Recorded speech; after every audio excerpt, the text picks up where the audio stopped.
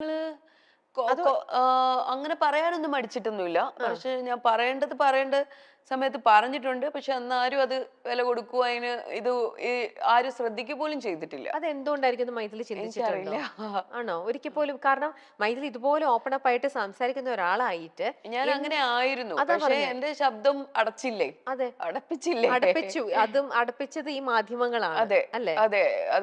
അതായത് ഒരാളെ ഒരു പെൺകുട്ടി എത്ര വയസ്സുള്ള ഒരു പെൺകുട്ടിയാണ് ഇത്രയും സഫർ ചെയ്യുന്നത് ഒരു ഫേക്ക് അല്ലെ ഇത്രയും ഒരാളെ കുറിച്ച് ഇങ്ങനെ വേണ്ടാതിനം പറയുന്നതിനൊക്കെ ഒരു പരിധിയില്ലേ? ഉം. ഒരു പരിധി കഴിയുമ്പോഴത്തേക്ക് നമ്മള് ഉം. തളർന്നു പോവും. ഉം. മനസ്സിലായോ? ഉം. അപ്പൊ ആ തളർച്ചയെന്ന് നമ്മൾ വീണ്ടും ഉയർത്തെഴുന്നേറ്റ് ഉയർത്തെഴുന്നേൽക്കും. വന്നിരിക്കാണ്. ഉം.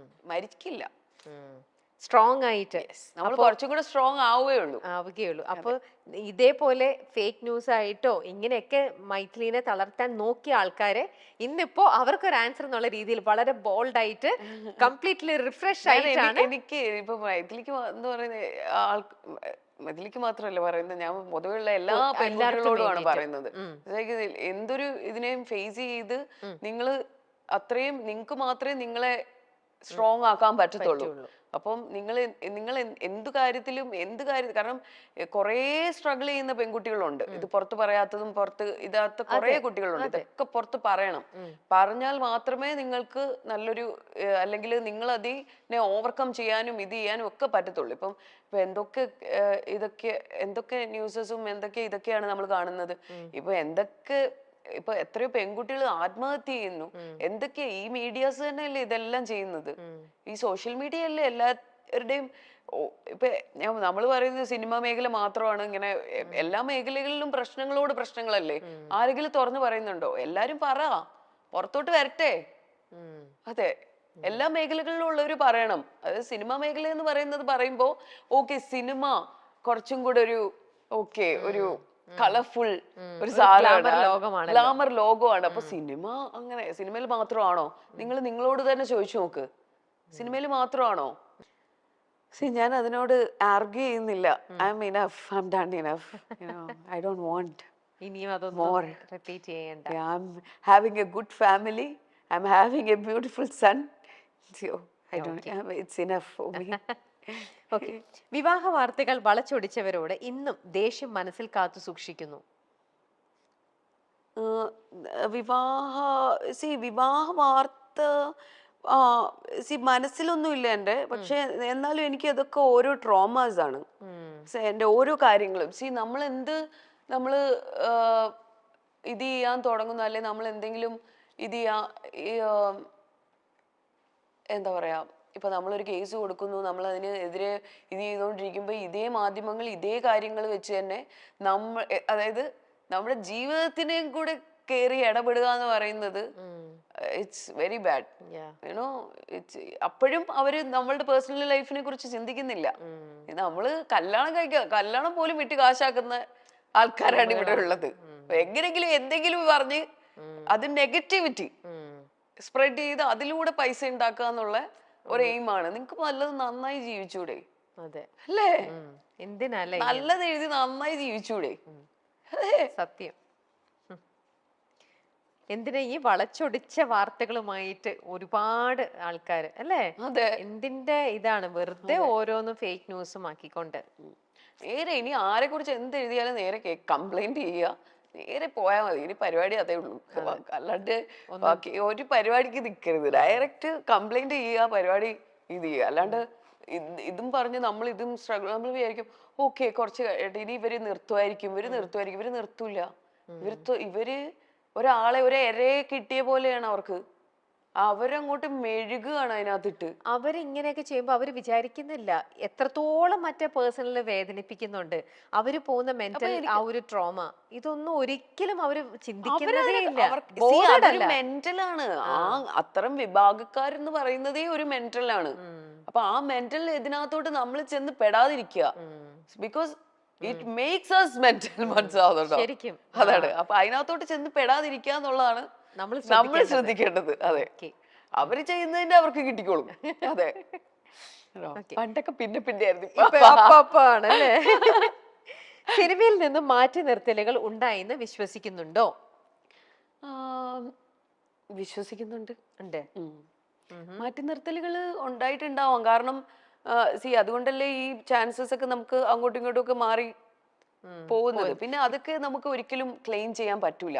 ചിലപ്പം ആ, ആ, ഞാൻ പറയുന്നില്ലേ, ഒരു സ്ക്രിപ്റ്റ് ഇപ്പൊ ഞാൻ പറഞ്ഞില്ലേ, ഒന്ന് ഒരു വിഭാഗം ആൾക്കാർക്കോ അവർ ആ പടത്തിൽ വേണ്ട, അവർ ഈ പടത്തിൽ വേണ്ട എന്ന് തീരുമാനിച്ചതാണ് അവരൊരു സർക്കിള്. പിന്നെ ഒരു വിഭാഗം ആൾക്കാരെന്ന് പറയുന്നത് ചിലപ്പം ആ സ്ക്രിപ്റ്റില് നമ്മൾക്ക് ഒരു ക്യാരക്ടർ ഉണ്ടാവില്ല. അത് അവരുടെ കുറ്റമോ നമ്മുടെ കുറ്റമോ അല്ല. അവർ എഴുതി വരുന്ന സ്ക്രിപ്റ്റിനകത്ത് ആ ക്യാരക്ടർ നമ്മൾ ആപ്റ്റ് ആവൂല. അപ്പൊ അവർക്ക് ഒരിക്കലും നമ്മളെ ഇത് ചെയ്യാൻ പറ്റൂല. അത് അവരെ കുറ്റപ്പെടുത്തിയിട്ടോ നമ്മൾ ഇത് ചെയ്തിട്ടോ കാര്യമില്ല. അപ്പം അങ്ങനത്തെ ഒരു മനഃപൂർവ്വമായിട്ട് നമ്മളെ മാറ്റുന്നതും ഉണ്ടാവും. ചിലപ്പോ ഇതുപോലത്തെ സാഹചര്യങ്ങൾ കാരണം നമുക്ക് അവിടെ മാറ്റി നിർത്തുന്നു എന്നൊക്കെ പറയുന്നത് എനിക്ക് ഒരു പിടിയില്ല കേട്ടോ, എനിക്കറിയില്ല. പക്ഷെ നമ്മള് എന്തൊക്കെ ഇപ്പൊ എത്രയോ സ്ത്രീകൾക്ക് വേണ്ടി പ്രവർത്തിക്കുന്നവരും പുരുഷന്മാർക്ക് വേണ്ടി പ്രവർത്തിക്കുന്നവരും എല്ലാരും ഉണ്ട്.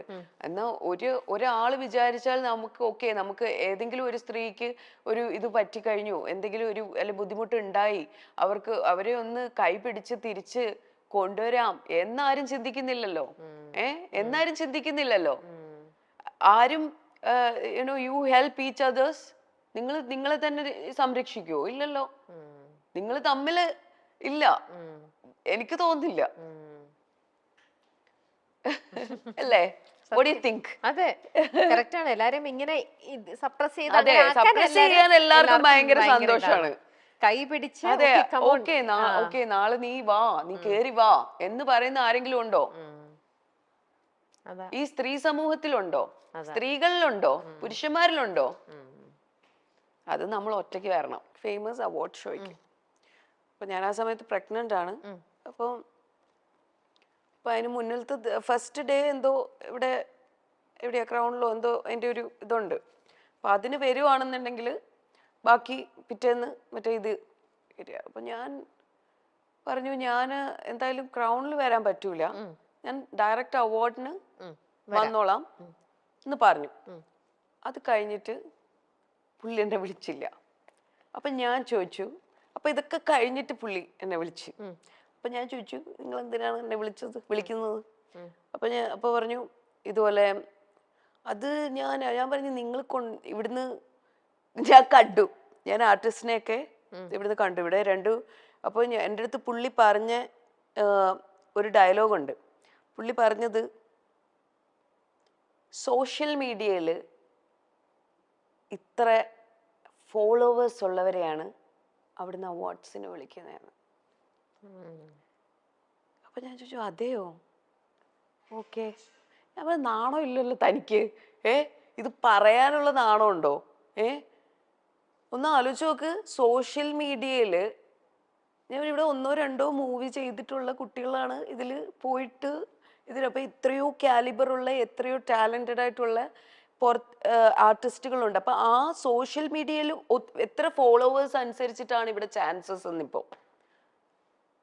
അതായത് അതനുസരിച്ചിട്ടാണ് ഓരോരുത്തർക്ക് ചാൻസസ് വരുന്നതെന്ന്. ഹിന്ദിയിലും തമിഴിലും മലയാളത്തിലും എത്ര ഫോളോവേഴ്സ് ഉണ്ടോ അതിനനുസരിച്ചിട്ടാണ് ചാൻസസ് വരുന്നതെന്ന്.